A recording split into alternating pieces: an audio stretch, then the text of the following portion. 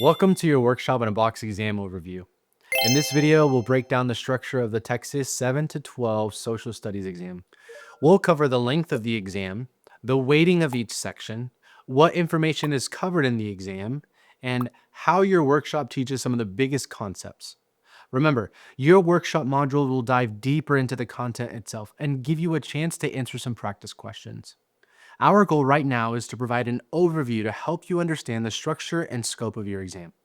Then we'll get into the details of some key ideas in later videos. Okay, are you ready? Let's get started. The Texas 7 to 12 Social Studies is divided into 7 sections called domains. Those domains are World History, U.S. History, Texas History, Geography, Culture, and the Behavioral and Social Sciences, Government and Citizenship, Economics and Sciences, Technology and Society, and Social Studies Foundations, Skills, Research, and Instruction. Together, there are about 140 multiple choice questions on this exam. Let's look at how those exam sections break down the weighting and question counts for each section. World history is about 15% of the exam, which means that there will approximately be 21 questions that you'll be assessed on. U.S. history is next, and it's the largest section, accounting for about 20% of the exam with about 28 questions. Texas history accounts for 13% with roughly 18 questions. Geography, culture, and the behavioral and social sciences is also about 13% with about 18 questions. Government and citizenship makes up about 13% with 18 questions. Economics and science, technology, and society accounts for about 13% with 18 questions. And include 13 and 18 in your lottery picks this week because Social Studies Foundations, Skills, Research, and Instruction is the same, with about 13% and 18 questions. On exam day, you'll be given 5 hours to take the exam, and that comes out to about a little over 2 minutes per question. Let's dig into the standards for each section. I'll walk you through the big concepts you'll need to know and the modules you'll see in the workshop to help you get a jump start on studying. Are you ready to talk content? Well, let's do it. We're starting with our world history domain, which makes up about 15% of the exam. It focuses on how civilizations develop, interact, and change over time. This domain includes big ideas like the foundations of early civilization and how geography, agriculture, and cultural exchange shaped these civilizations, key developments, belief systems, trade networks, and political structures from 600 to 1450, including changes after the fall of Rome. How the Renaissance, Reformation, exploration, and imperial expansion from 1450 to 1750 reshaped societies and connected the world. And lastly, how revolutions, industrialization, imperialism, global conflicts, ideologies, and influential individuals have shaped the modern world since 1750. If that seems like a lot to take in, don't worry. You have workshop modules that will make sure you're up to speed on everything. Here's how. The Causes of World War II module helps you connect the causes of World War II to a broader historical pattern. It explains how economic crisis, political instability, and competing ideologies shaped modern global conflict. It also goes over major countries, leaders, alliances, and policies. This module will help you analyze different factors that transform the world in the 20th century. Okay, is this whole thing feeling less mysterious? Well, that's the goal. Now we're ready to roll into the next part and keep building that confidence. U.S. history is next, and it's a doozy of a section, coming in at about 20% of the test. But don't worry, we'll make it super manageable and break it down into major themes like European exploration and colonization of North America, including the interactions among Europeans, Africans, and American Indians, causes, key events, and political developments of the Revolutionary Era and early Republic, westward expansion, sectionalism, and the causes and consequences of the Civil War and Reconstruction. The highlight of the rise of the U.S. as a world power from 1898 onward, and political, economic, and social developments from 1877 to the present. Westward expansion will be your go-to module for this content. It walks you through how the U.S. expanded westward, of course, and helps you connect that to major themes of U.S. growth and development to this day.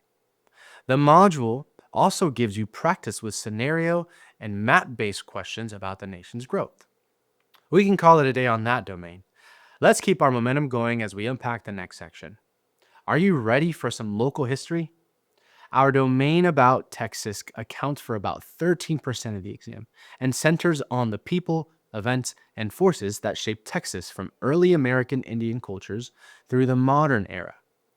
Big ideas here are the ways that American Indian groups, European explorers, and settlers shaped Texas, key events and individuals from the Texas Revolution through the Civil War and Reconstruction, and the impact of settlement, frontier expansion, conflicts with the American Indians, and economic and technological developments on Texas from 1821 to 1900. From that point, a major focus will be on political, social, economic, and cultural changes in Texas from 1900 to the present. Your hero module for reviewing this content is aptly named Texas Timeline.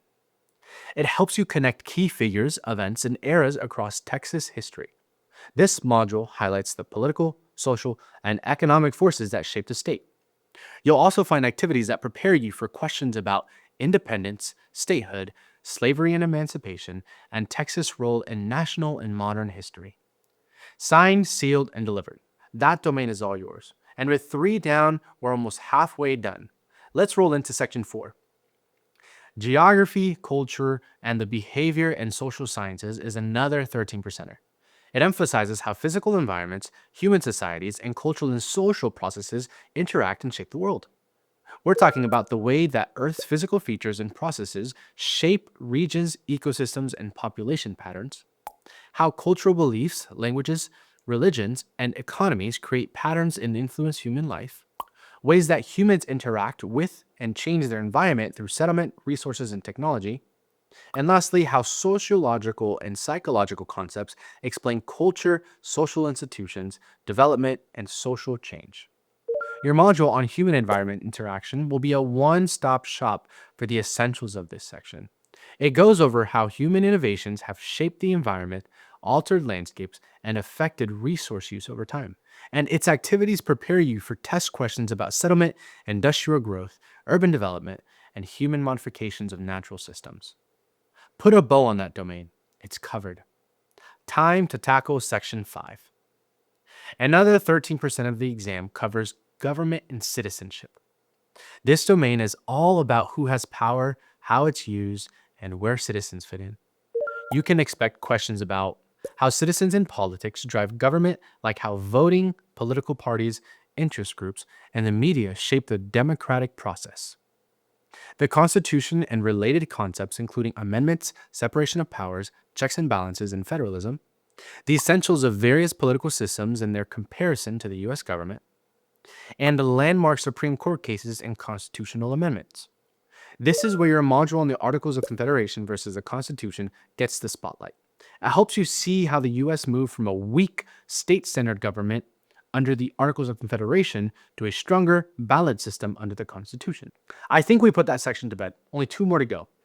Our next domain is economic and science, technology and society, which makes up about 13% of the test. It's all about how societies organize resources, create wealth, and innovate. Major themes here are how economic basics shape choices, how economic systems and market structures determine production, trade, and wealth distribution, the U.S. economy in action, including how businesses, consumers, labor, and government policies drive growth and stability, and how science and technology have transformed economies, societies, and daily life.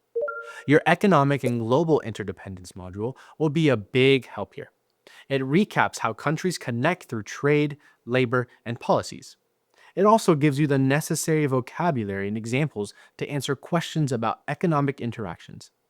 And it highlights how globalization builds on historical trade networks, getting you ready for questions on modern technology and international connections. Stick a fork in it. That section's done. And now it's time to gear up for the last one. You're almost at the finish line. The remaining 13% of the exam comes from the domain called Social Studies Foundation, Skills, and Research and Instruction. For this domain, you'll need to understand people, societies, and events. You'll also have to learn how to use evidence to analyze sources and apply problem-solving skills to answer questions about the past, the present, and the future. So make sure you're familiar with these. Core social studies terms, the connections between history, economics, geography, and civics, and the basic ideas behind social science inquiry. How to locate, interpret, and analyze sources like primary documents, maps, charts, and visuals, and how to recognize different point of views. Research processes, analyzing data, identifying cause and effect, and drawing conclusions from evidence. And lastly, instruction and assessment concepts, like knowing the TEKS, supporting reading comprehension, making interdisciplinary connections, and measuring student progress. For this content, you'll find key concepts in your primary versus secondary sources module. This module sharpens your ability to distinguish between primary and secondary sources and helps you recognize perspective, bias, and context. It also gives you practice with analyzing documents, artifacts, and visuals, so you're ready for these types of questions on exam day. Okay, great news. We've reviewed all of the test sections, and now you've seen the full picture and know what to expect, and that preparation will serve you well on exam day. Before we go, remember that all of this content is contained in about 140 multiple choice questions. Because they're multiple choice, every answer you can rule out raises your chances of answering the questions correctly. So don't leave anything blank, even if you're not sure of the correct answer. And remember, to answer all of these questions, you'll pull from a strong knowledge base that we're going to build together. In this workshop, we'll cover the biggest concepts, complete with exam tips and opportunities to try some practice questions. And for everything you need to know, you'll dig into your 240 study guide when you're ready to jump in and ace this exam. Okay, I'll see you in the workshop content. Let's get studying.